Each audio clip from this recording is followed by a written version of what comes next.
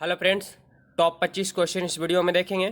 हिंदी का जो इस टाइप के ही सवाल बीएड एंट्रेंस एग्जाम में पूछे जाते हैं फ्रेंड्स, तो उसी टाइप का सवाल लेकर के आए हैं। मेरा नाम राज कुमार और मैं भी बीपीएससी टीचर हूं।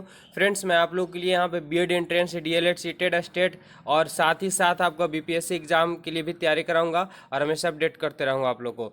तो चलिए फटाफट से आप लोग तैयार हो जाइए और जो चैनल में नहीं जुड़े हैं चैनल को सब्सक्राइब कर लीजिएगा। आंसर बताने का प्रयास कीजिएगा फ्रेंड्स कमेंट बॉक्स में। तो स्टार्ट करते हैं। सवाल पहला है कि अत का विलोम शब्द क्या है। ये कल ही हो चुका था, ठीक है। 25 पार्ट 1 वीडियो में हो चुका है, ये पार्ट 2 है। 25 से लेकर के 50 तक के टॉप 25 क्वेश्चन है कि अत का विलोम शब्द क्या होगा। अंत होगा, अध होगा, अर्थ होगा, इति होगा। क्या होगा फ्रेंड्स, राइट आंसर बताना है। तो इसका अत का विलोम शब्द जो था फ्रेंड्स, चलिए आगे बढ़ते हैं और आप लोग कमेंट बॉक्स में फटाफट से आंसर बताने का प्रयास करेंगे। अमीय का पर्यायवाची शब्द क्या होगा, यानी अमीय का और क्या कहा जाता है। पर्यायवाची मतलब एक का अनेक नाम। तो चलिए फटाफट से बता दीजिए, क्या विष कहा जाता है, आम्र कहा जाता है, मधुप कहा जाता है या सुधा कहा जाता है। तो अमीय का पर्यायवाची शब्द जो होता है सुधा भी कहलाता है। ऑप्शन फ्रेंड्स डी हो जाएगा। जितने विद्यार्थी डी बताए होंगे बिल्कुल सही। उम्मीद है कि सभी फॉर्म भर दिए होंगे, अभी तक जो नहीं भरे भर दीजिए और आप लोग तैयारी में लग जाइए, क्योंकि गवर्नमेंट कॉलेज आपको चाहिए, अच्छा कॉलेज चाहिए तो नंबर तो लाना पड़ेगा। भाषा शब्द संस्कृत के किस धातु से बना हुआ है। ये पक्का एक सवाल पूछा ही जाएगा कि कौन सा शब्द किस धातु से बना हुआ है। तो भाषा शब्द संस्कृत के किस धातु से बना हुआ है। क्या भाष से, भाष से, भाष या भाष्य। देखिए सब वहीं पे कोई तलावी संबंधी सा है, इसमें फर्क हो जा रहा है। तो फटाफट से बताने का प्रयास कीजिए। तो भाषा शब्द जो बना हुआ संस्कृत का वो भाष्य शब्द से बना हुआ है। ऑप्शन डी हो जाएगा फ्रेंड्स राइट आंसर। चलिए आगे बढ़ते हैं और अगला सवाल दिया हुआ है कि तरुण का विपरीतार्थक शब्द क्या होगा। विपरीतार्थक शब्द पूछा है, उल्टा शब्द तरुण का क्या होगा। क्या मंद होगा, वृद्ध होगा, सुस्त होगा, इनमें से कोई नहीं। 28 नंबर सवाल का आंसर बताना है। तो फ्रेंड्स तरुण का विपरीतार्थक शब्द होता है वृद्ध, ठीक है, वृद्ध होता है। ऑप्शन यहाँ पे बी बिल्कुल राइट आंसर हो जाएगा। चलिए आगे बढ़ते हैं फटाफट से। इस अगला दिया हुआ है कि इनमें से अलंकार में कौन सा भेद है। इनमें से अलंकार के कौन सा भेद है। अलंकार का भेद इसमें से पूछा है। क्या छकानुप्रासाद या है शब्द अलंकार या लाटानुप्रसाद या इनमें से कोई नहीं। 29 नंबर सवाल का आंसर। तो फ्रेंड्स आप लोग को अलंकार का कौन सा भेद है। तो अलंकार है तो अलंकार तो लगा हुआ रहेगा। तो ऑप्शन हो जाएगा यहाँ पे बी, शब्द अलंकार हो जाएगा, ठीक है। ऑप्शन बी होगा राइट आंसर। चलिए आगे बढ़ते हैं और अगला सवाल दिया हुआ है क्या है कि महात्मा में कौन सा समास है। महात्मा क्या तत्पुरुष समास, अव्ययभाव समास, बहुब्रीहि समास, कर्मधारय समास। क्या होगा फ्रेंड्स राइट आंसर का। तो देखिए आत्मा जो है से कैसा महान है, यानी कर्म पता चल रहा है, उसकी विशेषता पता चल रहा है। तो जिसमें विशेष विशेषण पता चलता हो वो कर्मधारय समास कहलाता है। तत्पुरुष समास आप लोग पढ़ चुके हैं, जिसमें उत्तर पद की प्रधानता होती है, किसी विशेष के लिए होता है। जैसे गंगा जाल तो गंगा का जल है, राजपुत्र पुत्र है लेकिन राजा का, पॉकेट मार है ना, कामचोर चोर है लेकिन काम का है। तो ये इस प्रकार जो विशेष के लिए होता है या जिसका उत्तर पद प्रधान होती है तत्पुरुष समास कहलाता है। जिसका प्रथम पद अवयव हो, जैसे यथाशक्तिशाली, जिसको नापा तौला नहीं जा सकता, महाशक्तिशाली, ठीक है। तो ये सब अव्ययी भाव समास हो जाते हैं। बहुब्रीहि समास जिनमें अन्य पद की प्रधानता हो जाती है वो बहुब्रीहि समास कहलाता है। जैसे लंबोदर कहा दिया जाता है, वीणावाणी कहा जाता है, चक्रधारी। तो इस प्रकार के जो होते हैं सबको अलग अलग नामों से जाना जाता है, ठीक है। तो चलिए फ्रेंड्स आगे बढ़ते हैं और ज़्यादा समय हम नहीं लेंगे क्योंकि अब ऑब्जेक्टिव क्लियर करने आया है। दिए गए शब्दों को शुद्ध वर्तनी वाला शब्द कौन सा, यानी इनमें से शुद्ध शब्द कौन है। क्या सर्वोत्तम है, कृति है, स्रोत है या संसारिक है। 31 नंबर सवाल का आंसर क्या होगा। तो फ्रेंड्स यहाँ पर राइट आंसर की बात करें तो स्रोत जो होगा वो शुद्ध वर्तनी वाला शब्द है। Option C right answer. चलिए आगे बढ़ते हैं और अगला देखेंगे क्वेश्चन क्या देगा। इनमें से कौन सी शब्द अशुद्ध है। अशुद्ध शब्द छांटना है। कलश, पुण्य, सरायन या कल्याण। क्या होगा राइट आंसर। 32 नंबर सवाल का आंसर।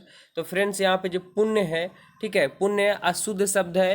राइट आंसर जो होगा आपका बी यहाँ पे बिल्कुल करेक्ट आंसर हो जाएगा फ्रेंड्स। तो चलिए आगे बढ़ते हैं और अगला सवाल देखेंगे। ये सब कुछ दिमाग से आपको लगाना पड़ेगा, ये सब रटने वाला चीज़ नहीं है फ्रेंड्स। दिया हुआ कि इनमें से कौन सा शब्द शुद्ध है। शुद्ध शब्द का चुनना है। क्या भस्म, बिंदु या चिन्ह या प्राण। क्या होगा तो लगेगा आपको कि सब तो एक ही सब सही है, राइट है, लेकिन आपको थोड़ा बहुत हर्षी दीर्घी करके छाटना रहता है फ्रेंड्स। चलिए 33 नंबर सवाल का आंसर बताइए। तो यहाँ में शुद्ध वर्तनी है, जो है प्राण जो है शुद्ध वर्तनी है, ठीक है। राइट आंसर की बात करें ऑप्शन डी हो जाएगा यहाँ पे। चलिए आगे देखेंगे अगला क्वेश्चन दिया हुआ है कि निम्न में अल्प प्राण वर्ण कौन सा है। दिया हुआ है कि अल्प प्राण वर्ण कौन सा है। क्या आ है, भा है, फा भा है, सॉरी, का गा है या था और धा है, क्या होगा राइट आंसर 34 नंबर सवाल का आंसर। तो फ्रेंड्स अल्प प्राण वर्ण है का और गा, एकदम आसानी से बोला जा सकता है, ये होते हैं अल्प प्राण। तो ऑप्शन हो गया सी फ्रेंड्स राइट आंसर। चलिए आगे बढ़ते हैं और अगला क्वेश्चन देखेंगे। ग्रीस में कौन सी संधि है, ग्रीस में कौन सी संधि है, चलिए फटाफट से बता दी। संधि आप लोग जरूर पढ़े होंगे और संधि से 2-3 सवाल आप लोग को देखने को जरूर मिल जाएंगे फ्रेंड्स। ग्रीस, तो ग्रीस में संधि विच्छेद की अगर हम बात करें तो इसमें फ्रेंड्स दीर्घ संधि है, ठीक है, ग्रीस में दीर्घ संधि है। संधि का एक वीडियो जरूर देख लीजिएगा, अभी यहाँ पे ऑब्जेक्टिव क्लियर कर रहे हैं फ्रेंड्स। अगला देखेंगे, इनमें से कौन सी विपरीतार्थक शब्द पतझड़ का अर्थ है, पतझड़ का अर्थ क्या है यहाँ पे, क्या वसंत है, शीतल है या सर्दी है या विस्तार है, क्या होगा राइट आंसर 36 नंबर सवाल का आंसर। तो फ्रेंड्स यहाँ पे दिया पतझड़, पतझड़ यानी वसंत रहेगा ना तो खूब पेड़ पौधे में, यहाँ पे विपरीतार्थक यानी उल्टा, तो पतझड़ का क्या हो जाएगा, वसंत हो जाएगा। ऑप्शन जो है फ्रेंड्स, ऑप्शन यहाँ पे ए बिल्कुल राइट आंसर। आगे दिया हुआ है कि अवनत शब्द में प्रयुक्त उपसर्ग है, अवनत शब्द में प्रयुक्त उपसर्ग, उपसर्ग जो शब्द के पहले लगता है फ्रेंड्स उपसर्ग हो जाता है और शब्द के जो बाद लगता है उसे प्रत्यय कहते हैं। तो अवनत में कौन सा होगा, ऐसे ही देखने के बाद ही पता चल रहा है कि अवनत यानी आव अलग हो रहा है और नत अलग हो रहा है, तो आव जो होगा से उपसर्ग हो जाएगा और नत जो है से प्रत्यय हो जाएगा, ठीक है फ्रेंड्स। तो उपसर्ग प्रत्यय भी 1-2 नंबर का देखने को पक्का मिल ही जाएंगे। चलिए आगे बढ़ते हैं। अगले दिया हुआ है सावधानी शब्द में प्रयुक्त प्रत्यय क्या है, प्रत्यय पूछ दिया जिसकी भी हम चर्चा कर रहे हैं, सावधानी, सावधानी, धानी भी लिख सकते हैं, ई नहीं लिख सकते हैं, लेकिन आपको पकड़ना होगा कि आखिर एक्चुअली में है क्या। तो सावधानी, सावधानी ई आ रहा लास्ट में, ठीक है। तो राइट आंसर की बात करें फ्रेंड्स तो यहाँ पे डी हो जाएगा। चलिए आगे बढ़ते हैं और अगला 39 नंबर सवाल क्या बोल रहा है कि शुद्ध वर्तनी का चयन कीजिए, यानी इनमें से शुद्ध शब्द का चयन करना, वर्तनी जो बोला जा सकता है शुद्ध, क्या होगा राइट आंसर, क्या कृपा, ठीक है, कृपार लिखा हुआ शायद, कृपा कृपा कृप, क्या होगा फ्रेंड्स राइट आंसर। आपको शुद्ध वर्तनी का चयन करना है। तो राइट आंसर की बात करें तो आप लोग कृपा जो यहाँ पे देख रहे होंगे शुद्ध वर्तनी है, ठीक है, ऑप्शन बी हो जाएगा करेक्ट आंसर। आगे बढ़ते हैं और अगला क्वेश्चन देखेंगे फ्रेंड्स। क्या दिया हुआ है कि जाके पाँव न फटे वियाई सो क्या जाने पीर पराई का अर्थ, मतलब कहने का मतलब ये हुआ कि इसका अर्थ क्या होगा। सवाल पहले समझे कि जाके पाँव न फटे है ना, वियाई सो क्या जाने पीर पराई का अर्थ, यानी जिसके ऊपर बीतती है वही जानता है, दूसरे के कष्ट को अनुभव करना, कठोर होना या दयालु होना। राइट आंसर क्या होगा फ्रेंड्स। तो देखिए जाके पाँव न फटे यानी जिसके ऊपर नहीं बीता वो दर्द क्या जाने, ठीक है, ऑप्शन हो जाएगा ए बिल्कुल यहाँ पे करेक्ट आंसर फ्रेंड्स। चलिए आगे बढ़ते और अगला सवाल देखेंगे। अगला दिया हुआ मैतक की कौन सी संधि है, कि क्या गुण है, वृद्धि है, दीर्घ है, इनमें से कोई नहीं। 41 नंबर सवाल का आंसर। तो फ्रेंड्स यहाँ पे जो है वृद्ध संधि हो जाएगा मैतक के में, ठीक है। संधि का एक जरूर वीडियो देख लीजिएगा, चैनल पे भी मिल जाएगा और नहीं तो कहीं से भी आप एक संधि विच्छेद का संधि का वीडियो जरूर देख लिया, 2-3 नंबर वहाँ से कवर हो जाएंगे फ्रेंड्स। निम्नलिखित में तत्सम शब्द का चयन करें, हिंदी ऐसा है जो आपको प्लस पॉइंट है एग्जाम के लिए एकदम। चलिए बताइए फटाफट, निम्नलिखित में तत्सम कौन सा तत्सम शब्द का चयन करना, वर्षा, आंसू, हाथी या बारात, क्या होगा राइट आंसर 42 का फ्रेंड्स। तो ये हो जाएगा तत्सम जो है फ्रेंड्स वर्षा, ठीक है, ये तत्सम है, राइट आंसर हो जाएगा ए। आगे बढ़ते हैं। ये अर्थात में कौन सी संधि है, अर्थात में कौन सी ये संधि है, क्या दीर्घ है, वृद्ध है, गुण में, इनमें से कोई नहीं। राइट आंसर क्या होगा फ्रेंड्स। तो ये अर्थात, ठीक है, जिसमें रा नहीं आ रहा वो समझिए दीर्घ संधि आ जा रहा है। राइट आंसर की बात करें फ्रेंड्स तो राइट आंसर यहाँ पे ए बिल्कुल सही हो जाएगा। चलिए आगे बढ़ते हैं और अगले सवाल की ओर देखेंगे। 44 नंबर सवाल पहुँच चुके हैं, बस 6 क्वेश्चन और बचे हुए जिसको आप लोग देख लेंगे। इनमें से अपादान कारक की विभक्ति क्या है, अपादान कारक ने, के, लिए, को या से, क्या होगा राइट आंसर 44 का फ्रेंड्स। तो 44 की राइट आंसर की हम बात करें तो ऑप्शन सी हो जाएगा। आपादान कहने का मतलब फ्रेंड्स कि आपादान कारक यानी जिसमें विभक्ति होती है, अलग होता है। जैसे विद्यालय से घर गया तो विद्यालय से घर गया यानी अलग हो गया।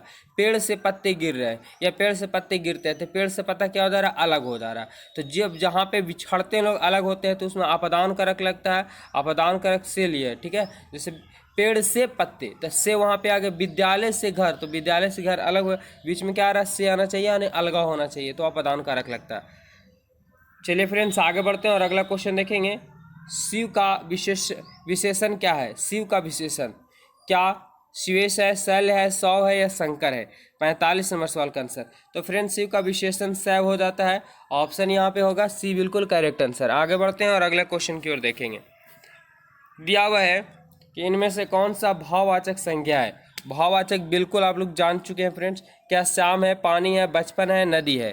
क्या होगा राइट आंसर? 46 नंबर सवाल का आंसर। तो देखिए फ्रेंड्स भाववाचक ये जो है बचपन हो गया, बुढ़ापा हो गया, ठीक है, ये क्या है? सब भाववाचक संज्ञा है। जवानी हो गया, ये सब जितने भी हैं सब है फ्रेंड्स आपका भाववाचक संज्ञा।